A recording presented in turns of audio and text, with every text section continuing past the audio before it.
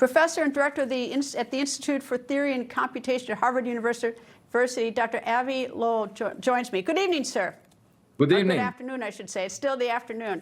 All right, first of all, let's start with the basics. Some of us may have slept during science, including myself. What is a comet? Well, a comet is a rock that has ices on it, and as it gets close to the sun, the ice sublimates, evaporates, and you get a tail of gas and dust stretched away from this object, away from the sun, basically being pushed by the solar radiation and the solar wind. When was this comet formed? Do you know, or when are comets formed? Well, these are the Lego pieces that make planets. There are rocks in the solar system that were left over from the formation process of the planets, and we see these as asteroids. But if the rocks are in the outer part of the solar system, for example, they are covered with ice. They are sort of dirty ice balls. And those, when they come close to the sun, they get vaporized, and we see them as comets. These are the comets we are used to in our backyard in the solar system. But now, for the first time in history, over the past 8 years, we discovered objects that came from outside the solar system. And 2 out of the 3 that were found looked anomalous. They are not the same as we are used to. They have some unusual features. And the third one was 3I Atlas. It's the third interstellar object to visit us from outer space. And it's very massive. It's actually more than 33 billion tons based on the latest estimates. And that's surprising because there is just not enough rocky material in interstellar space to deliver such a giant rock into the inner solar system once per decade. And moreover, it follows a path that is aligned with the plane of the planets around the sun. So that raises the question of whether it was sent by some intelligence. And it came closest to the sun on October 29th, a week ago.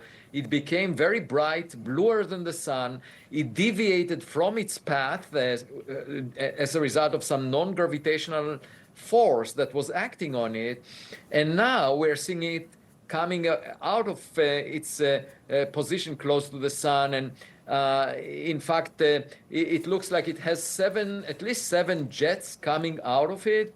And so the fundamental question is, are these jets caused by pockets of ice that were vaporized by sunlight, and therefore it's a natural object, or they are thrusters of a spacecraft? And the good news is we can figure out the difference. We can observe those jets as the object approaches closest to Earth on December 19th this year, and that's 6 days before Christmas. And let's just hope that it will not deliver any unwanted gifts for the holidays. Well, I know it's unwanted. It depends on who might show up. But anyway, tell me this. I mean, this is a question everyone always asks: is are we here alone? Are there other intelligent life out there? Do you think?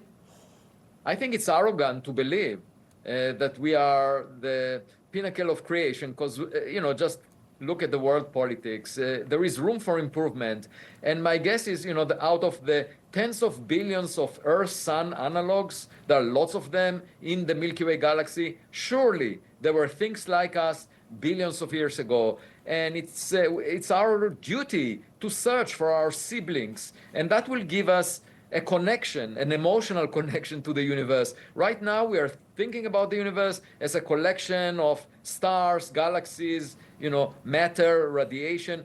But if indeed there are intelligent beings out there, it would make everything very different. We would learn from them. It would change the view we have about our place in the universe. It would inspire us to imitate them and reach interstellar space. So for all these reasons, I think we should seek them. And for now, it's a blind date.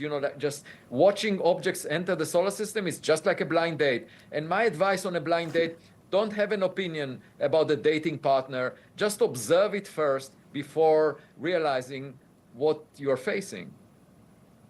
You said it's coming closer to the Earth on December 19th. What's close? How close? Well, it's not very close. It was actually trying to avoid us. When it came closest to the sun, the Earth was exactly on the opposite side of the sun. So maybe that was done on purpose, so we wouldn't be able to observe it because the sun was in the way. It was the optimal point for a spacecraft to do a maneuver, to release some probes. So we don't know why, but at the moment, it will not get closer to the Earth than 250 million kilometers, roughly 1.8 times the Earth-Sun separation. So it will be not very close, but closest so far, and it will allow us to observe it in the best possible way. Is there any way to get a piece of it to look at it? I mean, does it break up into pieces? And I mean, is this just beyond us? Well, it could. In fact, it may have. When it came closest to the sun, there is some preliminary evidence that it lost a lot of mass and maybe it broke up. So if it broke up to pieces, those pieces will get separated by the gravitational tide of the sun, and we will see them independently. Again, it's in the coming weeks that the most exciting fireworks may happen. Dr. Avi Loeb, I hope you come back as we see the next couple exciting weeks. Thank you, sir. Thanks for having me.